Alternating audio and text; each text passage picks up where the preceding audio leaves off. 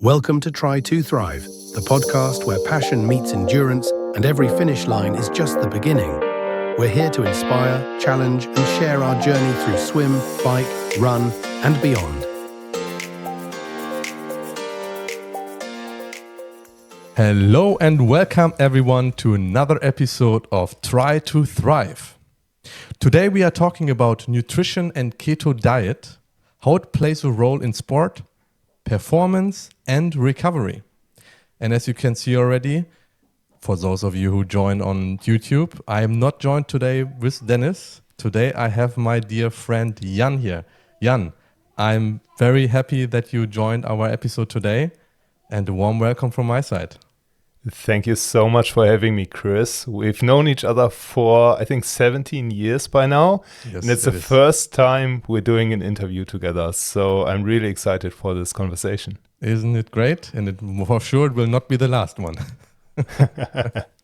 So, Jan, as you don't need to explain me anything about yourself, because we know each other for quite some time, can you please introduce yourself to the audience who's listening? What are you doing? And how do you come to sport, and how do we come to that topic today? Absolutely. So I am a business owner. I'm a husband. I'm a father of 2 daughters. And Chris and I have been doing sports together, even though we are not in the same location. We've been doing endurance sports together for quite a while, multiple years, and pushing each other. I mostly focus on running, occasional biking, so I'm not a triathlete because I simply don't have the time with 2 kids, but I enjoy my running. I do about 40 to 45 kilometers a week at this point, training for a 10K in roughly 50 minutes. And I came to running, I would say, thanks to you, Chris. Before that, I was doing a lot of calisthenics. I was doing freeletics programs, but then eventually transitioned into running. And I think around 2015, 2014-ish, so for quite a while, I started doing the keto diet. So that's very low carb. I would say less than 30 grams of carbs per day on average. Today, I'm even further down. I'm less than 10 grams of carbs. And I found that with endurance exercise, more so than with strength training, keto gives me, I feel, a competitive advantage to a degree. We can talk about how that manifests in the exercise. But I'm no medical expert, I should say, but I have played extensively with all the different variations of keto, carnivore, and things like that. Yeah, great. Thank you. And happy to hear that I was the reason that you come to running. And I would add something. You run, you bike. There's one part missing, and I'm working on that for sure. So I'm very looking forward into the bright future that you become a triathlete as well. Let's see. Yeah, when the schedule opens up a little bit, you know, my business takes quite a bit of time, and then I want to be a present dad for my 2 daughters. But when the schedule frees up a little bit rather, then I definitely incorporate swimming into the routine too. Great to hear that. So I would like to understand a little bit more. How did you get first into the keto diet? What was the reason for you to change your habit when it comes to the diet?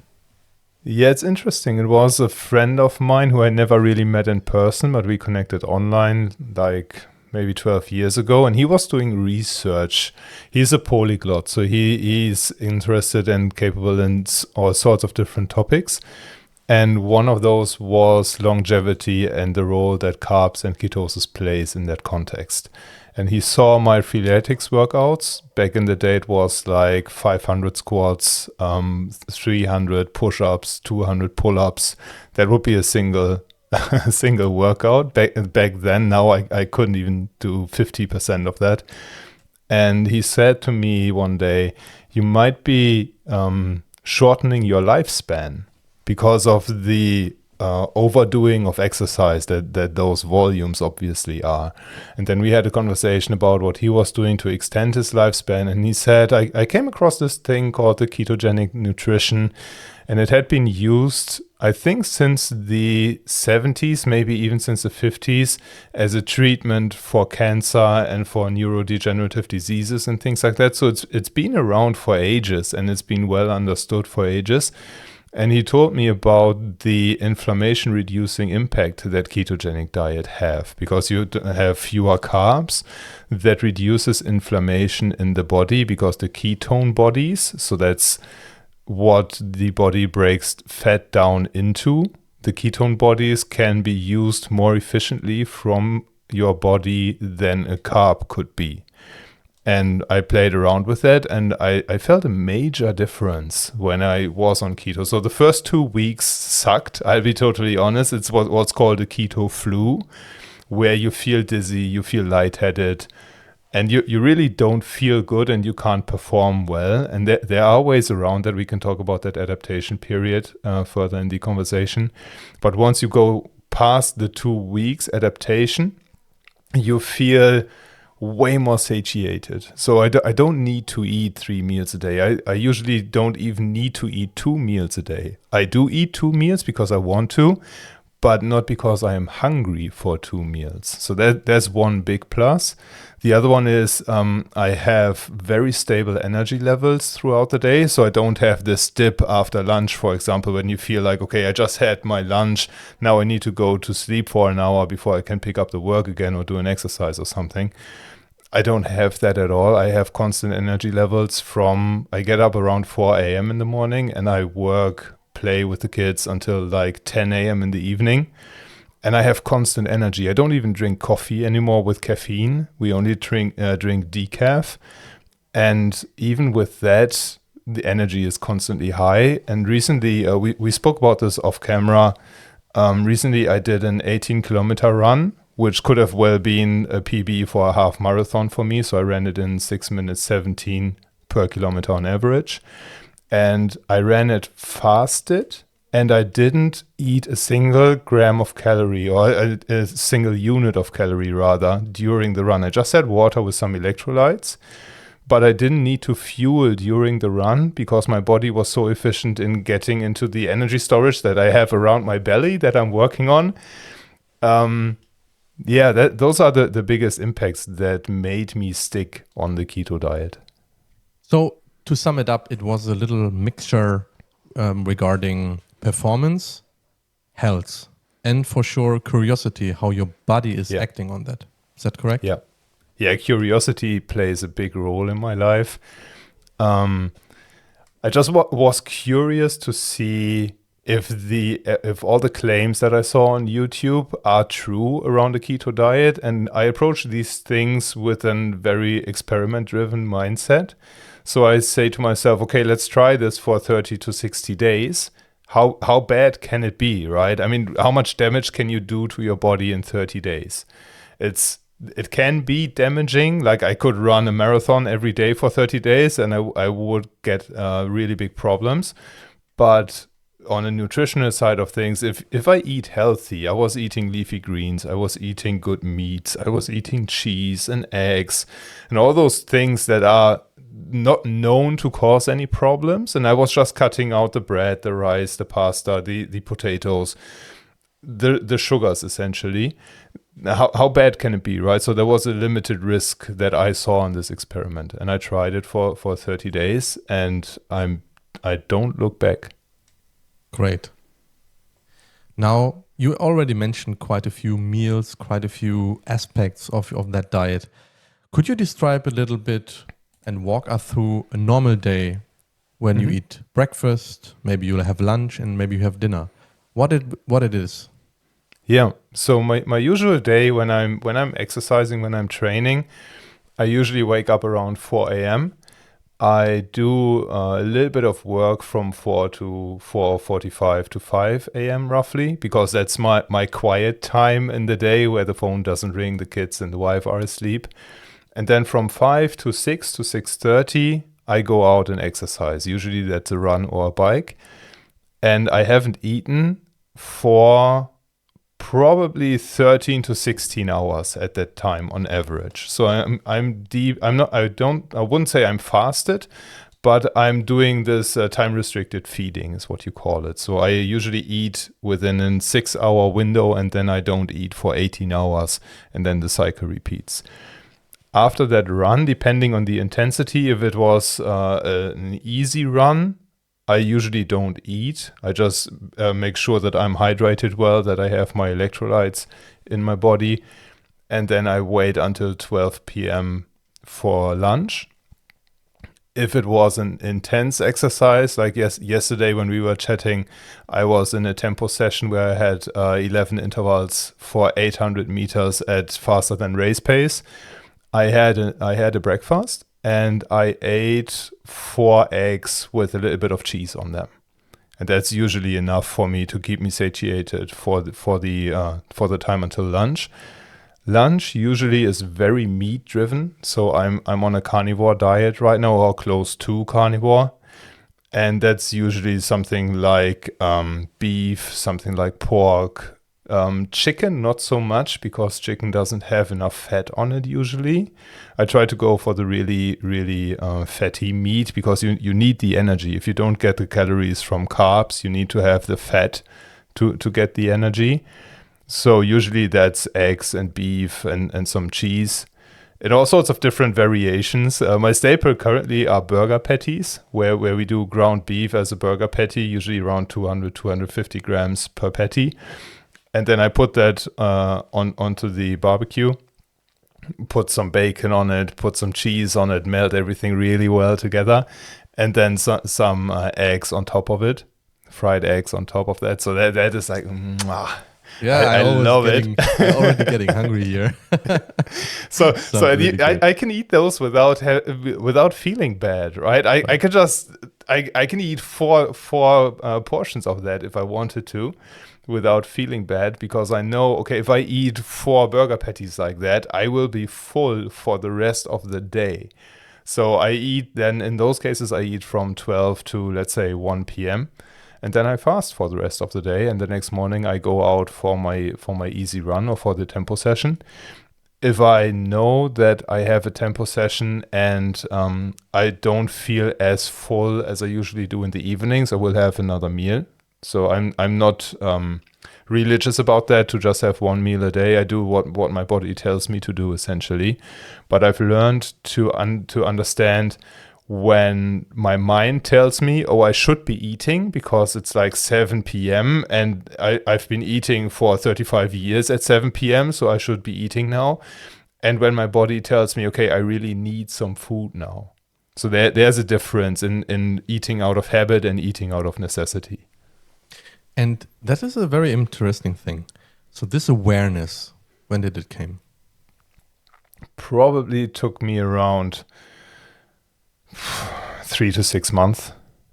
Okay. Because it's really hard as a human to unlearn habits. And to also, what's also interesting with this type of nutrition, you break with a whole lot of social norms, right? Because I am always the one who just eats meat.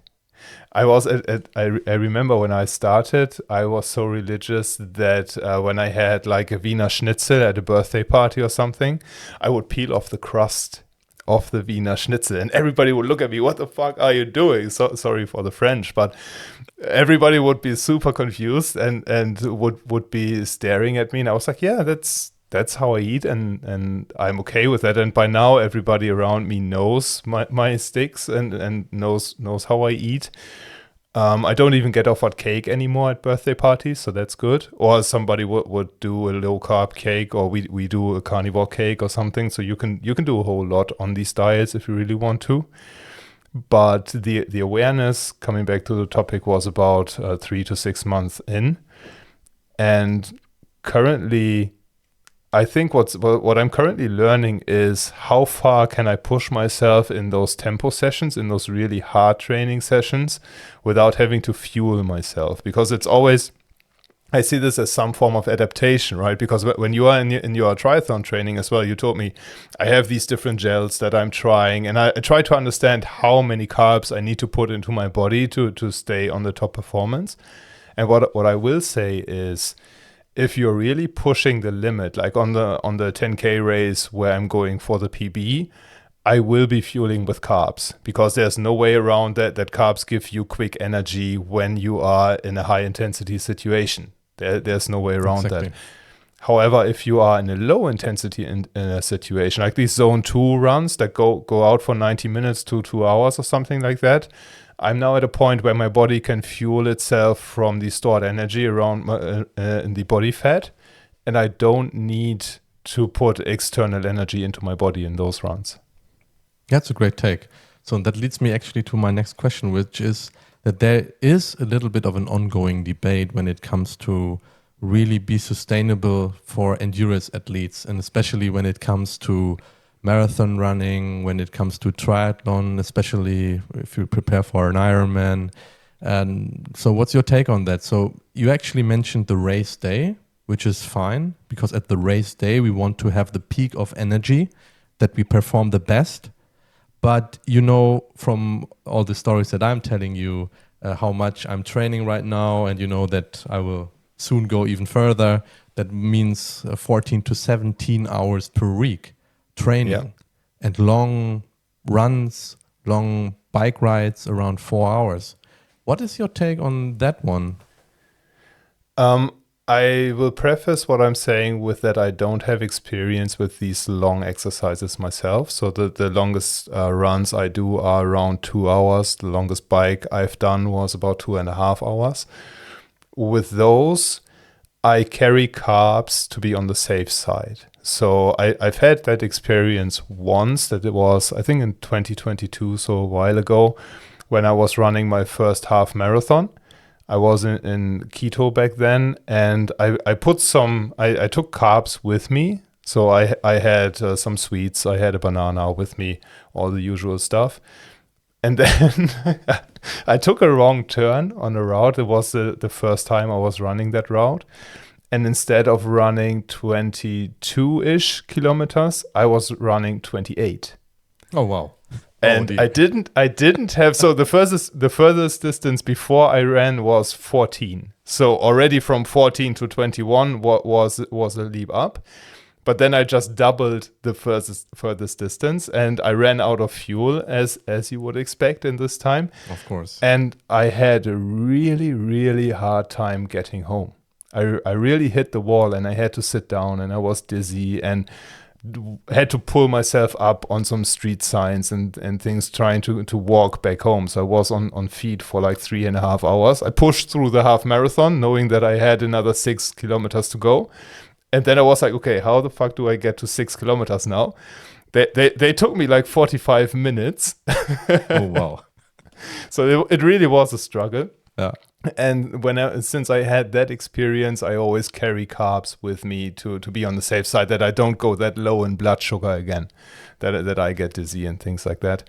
However, from what I'm hearing, what other people tell me that do these longer exercises, is if it's a low intensity effort, like let's say this 4-hour bike ride, you wouldn't do that in zone 4, for example. You would do that in a zone 2 in a low intensity training to build up that aerobic base. For those, you can fuel yourself with your own body fat, and there's even keto friendly gels and things like that you could take with you, that you don't interrupt this process. Because from what I'm experiencing myself is that the recovery after these runs and after these intense long exercises is a lot more efficient on keto than it was for me on a carb fueled basis, because there's less inflammation, there's less swelling in the muscles, there's less joint pain or joint aches afterwards, and you just overall, I feel that I recover much faster. Oh, that's a great take. So recovery when it comes to endurance sport, being on keto is a plus. I would say so, yes. I mean, I'm an N of 1, so I don't have any statistics that I could show right now. But from what I'm seeing in the endurance sports communities, from what I'm seeing in the keto research or the low-carb research that has been doing, there's a whole lot of different metabolic impact that low-carb nutrition has, when it comes to refueling the glycogen stores, for example, when it comes to generating glucose under load, I would say under training load, this gluconeogenesis thing where the body breaks down a little bit of protein to go and create glucose. So there are things that our bodies, if they are well adapted, can do to improve our performance and to improve the recovery. And what I will say is, yesterday, by accident really, I had a blood test done because my insurance wants a blood test once a year so that I can get 10% off. So I'll take that.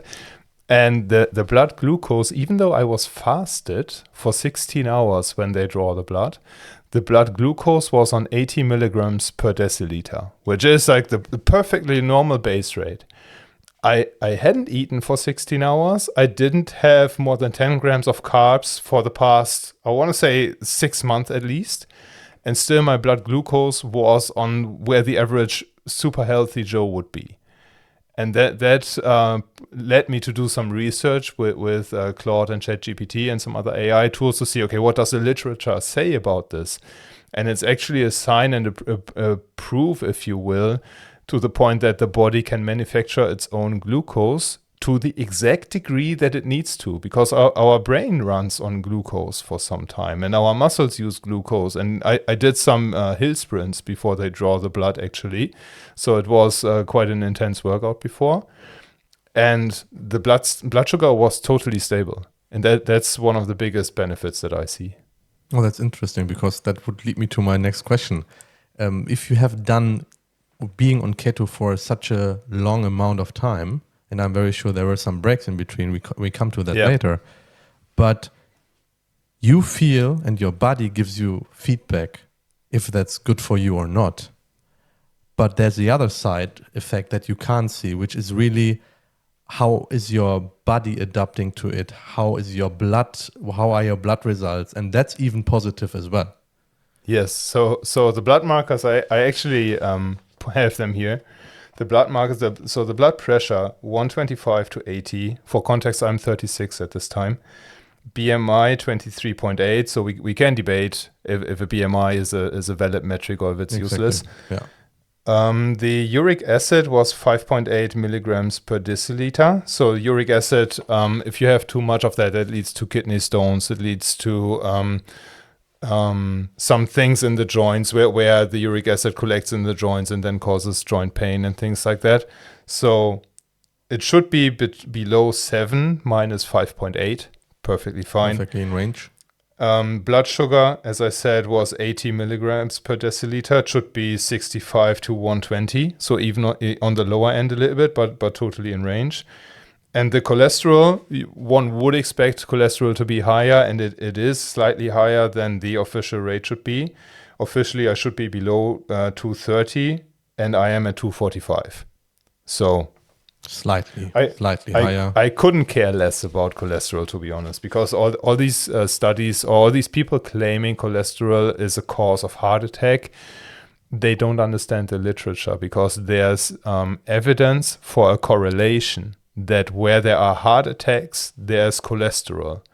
But that's the same thing as if you were to say, I'm on a sunny beach, there's ice and there's sunburn, so I blame the ice that people get sunburn. Yeah, exactly. Yeah, this debate correlation is ongoing. is not causation. Yeah, I agree. So I'm not too worried about the overall cholesterol.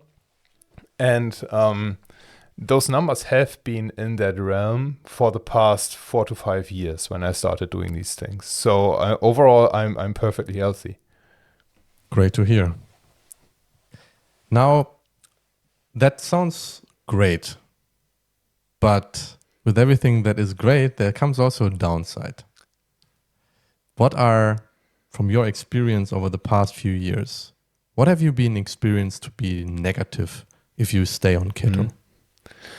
It can be really tricky when you have a lot of eating out in your job, for example. So you have a lot of meetings with your customers where you go to restaurants afterwards, for example. And imagine you go to the restaurants, everybody orders the fries, the rice with the steak or something like that, and you say, okay, I just get 2 steaks with some fried eggs on it, nothing else. The jokes are on you for the rest of the evening. So it's kind of a social pressure that you feel that you are not being part of the normal, and people are then making fun of you because you have some weird eating disorders. Let's call it like this. Yeah. Okay. Yeah, it sure can be. Over time, I've learned to play with this and to actually use this as conversation starters.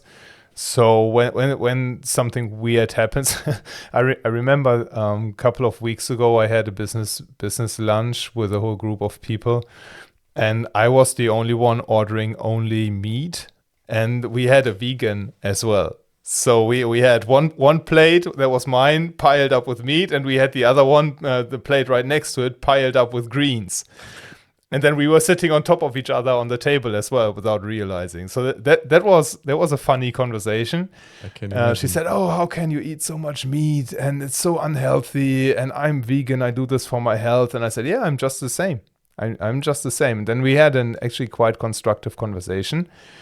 And I think when you go this route of eating extremely low carb, first of all, you have to accept that other people will not understand why you're doing what you're doing, because they're trained to believe what their doctors say is right. And most doctors, from my experience, don't really understand ketogenic or low carb nutrition.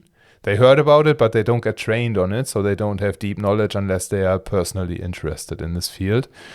The other thing I would say that is really difficult is unlearning your shopping behavior, because you shop at different places in the grocery store. Right now, for me, it's very easy by now. I go to the eggs, I go to the meat, I go to the cheese, and I leave. So I'm just going an outer turn around our groceries, and then I'm good. But that came with a really, really high learning curve, because in the beginning, I would check every single ingredient label, and I would say, okay, how many carbs do I have in this? How much of that is sugar? How much of that is starch? Can I eat starch? No, you can't eat starch. That also breaks down into glucose in your body. So it was a really interesting adaptation phase.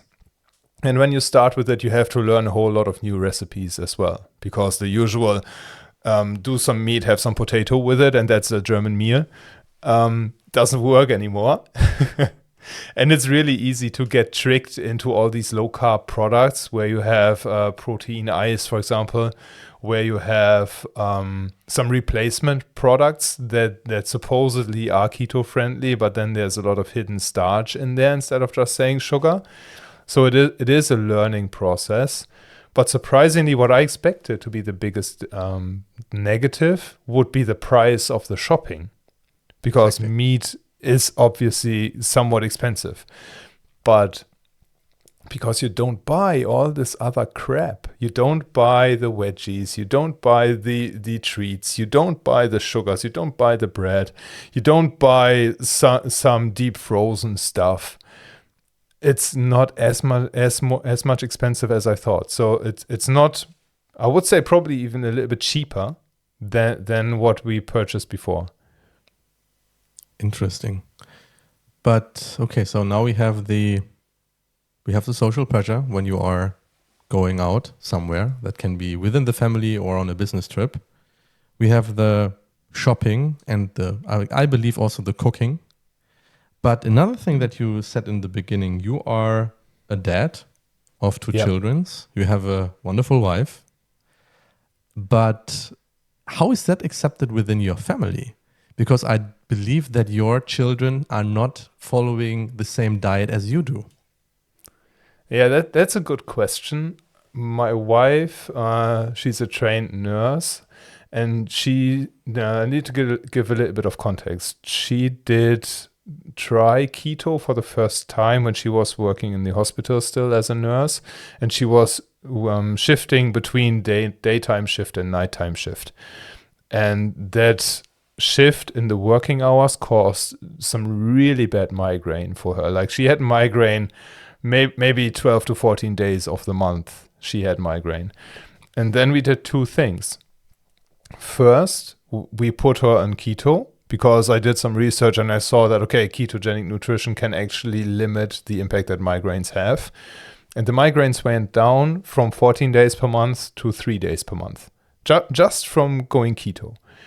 And then the second change we made is she stopped doing night shifts. And since then, for, I want to say, the past 8 to 9 years, maybe 11 years, she doesn't have migraine anymore. She's still on keto. She enjoys the meat. She enjoys the cheese, the eggs. She has a little bit of more flexibility in the nutrition than I have. So she will eat some greens occasionally. She will eat some sauces like mayonnaise or ketchup or something in very limited amounts, which I usually don't eat. But she embraces it because she sees the same benefits that I've outlined. Weight loss actually is another big one. When I first did keto, I lost like 12 kilo without even trying. And I think that's the main point. People actually tend to try it out. Yeah. And it goes to show that I'm just remembering this when we are like 30 minutes into this conversation, because there's so much more to this nutrition than the plain weight loss.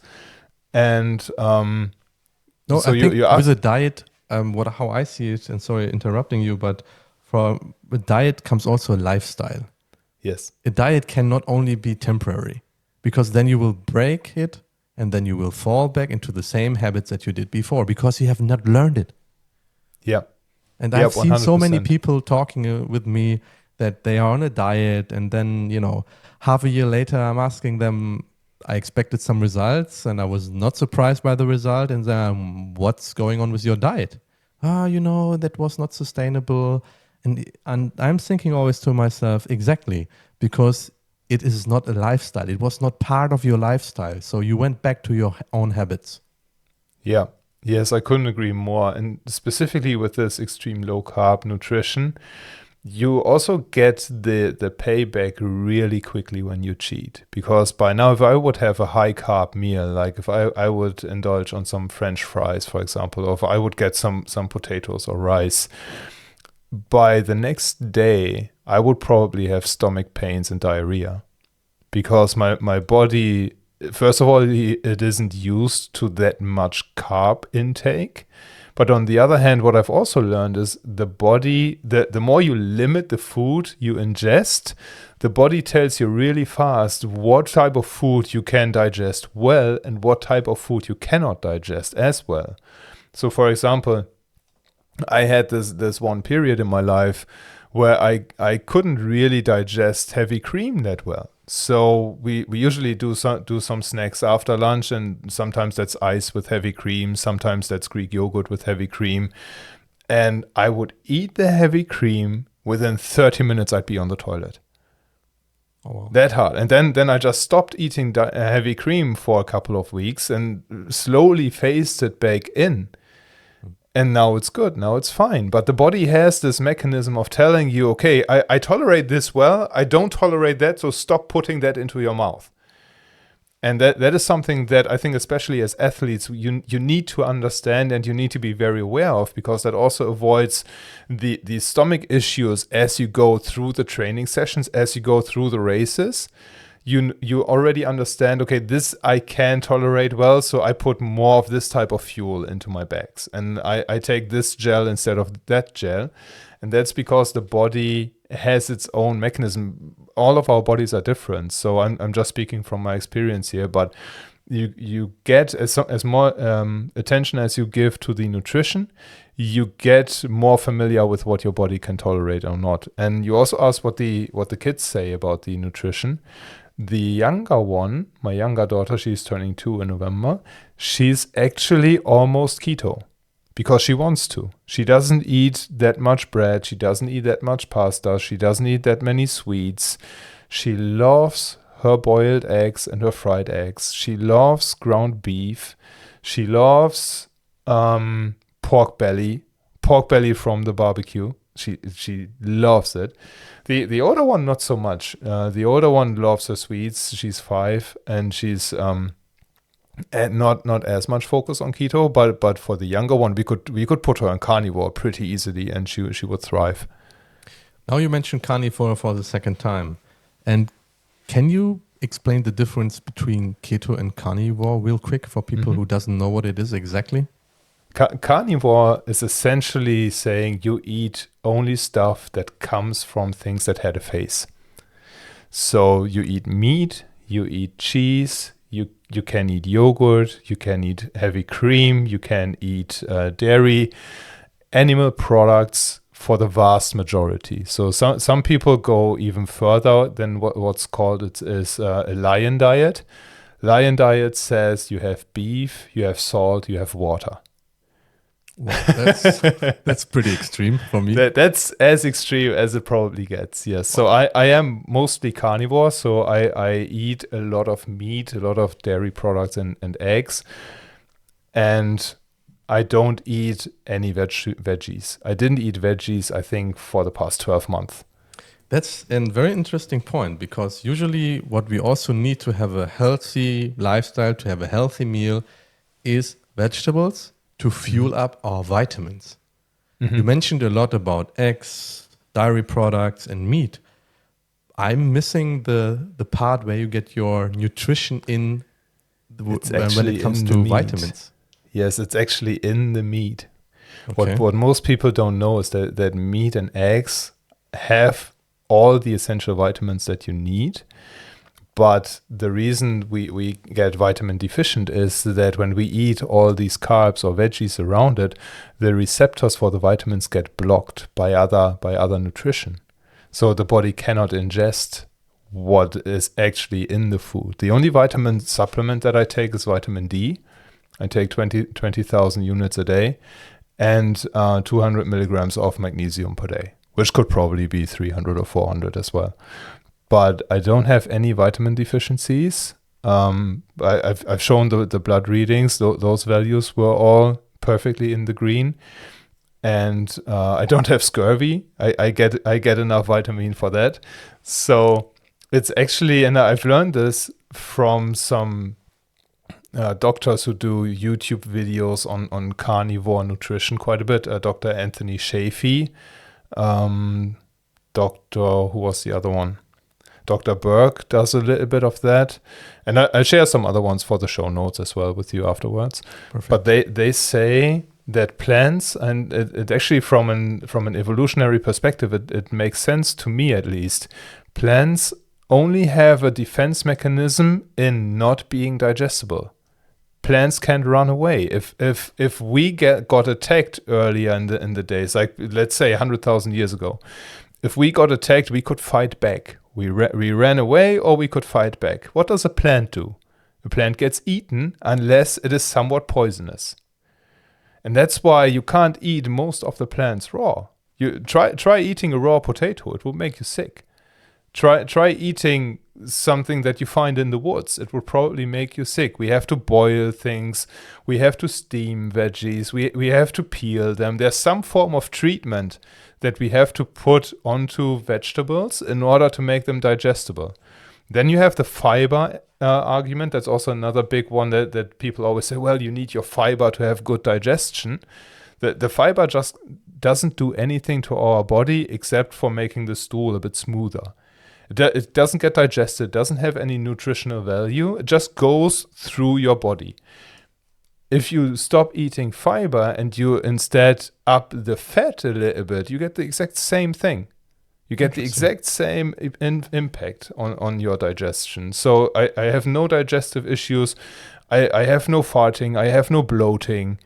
Well, I remember when I was eating kale, for example, I had this one phase in my life. We talked about getting on and off the keto diet earlier. So I've not been strict keto for 11 years. That would be ludicrous. But I had this phase where I introduced a lot more starchy vegetables, and I ate also a lot of kale back in the day, and I would always feel bloated. I would always feel like I'm unwell, but kale is supposed to be healthy, right? Well, stop eating the kale and the bloat would disappear. And that's going back to the signaling of our bodies, I think, where if the body tells you, I'm not feeling well after you ate this, how about you stop eating this for a week and see how you feel then?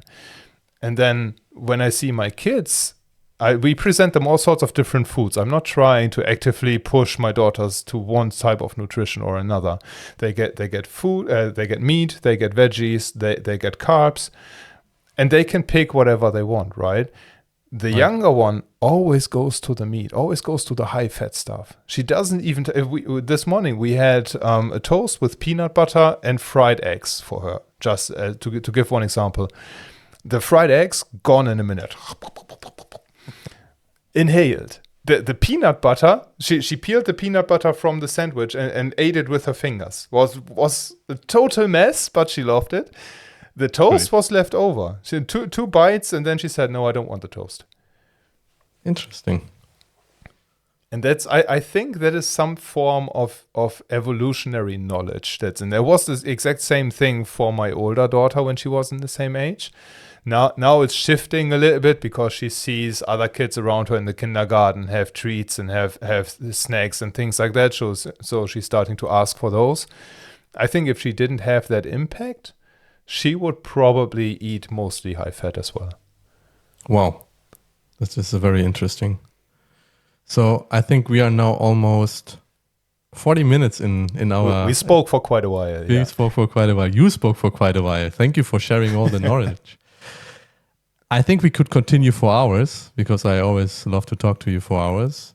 But when it comes to one aspect, is keto for everyone? What do you think? I would say no. I think physiologically the human body has evolved to be in ketosis. Babies are in ketosis in the mother's womb. There are studies that humans have been eating at least 70% meat-based diets for the past 100,000 years before we had the farming and the agriculture evolutions. But I would say, given on the social pressure that we can have, also depending on the surroundings that you find yourself in. Not everybody has the opportunity to go out and start doing a ketogenic diet because maybe you live somewhere where the main food is potatoes and rice or something like that. Then you have a really hard time going that route. I would urge anyone to try it just for 30 days. Be okay with the first 2 weeks being not pleasant. Take your salt in the first 2 weeks to balance electrolytes because you lose a lot of water weight once you stop eating carbs because carbs bind water in your body. So the first 2 kilograms I lost were pure water weight. They were gone in, I think, 36 hours. I was 2 kilograms down. You lose a lot of water weight with that, so you can take electrolytes and can take salt to balance that in the adaptation period. If you can also do fasting there, so don't eat for 2 days. That will shorten the adaptation period. And then see how you feel afterwards. But as I said, it has a lot of upside, and for me the upside is worth it.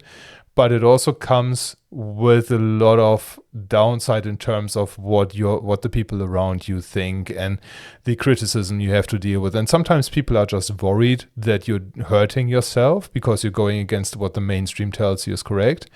But then look at what the mainstream people look like. I don't want to offend anybody, but I don't want to, when I go to the grocery store, I don't want to look like the average of those people. Exactly. I exactly know what you mean. And then there is also the misconception about keto in sport. How would you beat that statement? I think keto can work well for endurance sports. I don't think it works as good for high intensity sports. Like if you do high intensity intervals for a lot of time, if you do strength training and you really want to bulk up and build muscle, I don't think keto is for you. I think keto is for those people who want to be efficient with their energy usage while exercising, who want to become healthier without trying to pack on 10 kilograms of muscle at the same time, and who want to be resilient in terms of enduring a lot of load over extended periods of time. Thank you very much, Jan. I think now you convinced me. I absolutely will try for a 30-day challenge to stay in ketose again. Because I have hold been you doing to it. Say again? I hold you accountable to it. Yes, thank you. I have been doing that as well a lot of years ago. I think you remember where we both were doing that at the same time. I liked it as well, but I know also the challenges, exactly what you were saying. So it's not easy on a daily basis to staying that, but it's also not easy to stay and continue with endurance sport all the time. So it is also a lifestyle. So we need to adopt it at some time. We need to accept it. And then there's also the discussion about the social pressure. And simply, sometimes we need to say no. And people just need to accept and respect the opinion and different lifestyle of other people's. If you do what everybody does, you get the same results. And we are trying to thrive here. So we can't do what everybody does. Exactly. And that perfectly sums up the episode. Thank you so much, Jan, for being here at this episode. I'm very sure that we will have a future topic to talk as well. And with that being said, any final words from your side? I just want to say some words of encouragement because I really appreciate the show that Dennis and you are hosting. I think it's a really great effort to inspire other people, like you're inspiring myself as well.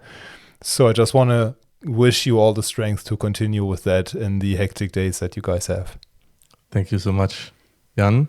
And that's it for the episode today, everyone. Thank you for listening to this very interesting topic. We will share some more information in the show notes. And with that being said, take care and go and thrive. Bye-bye.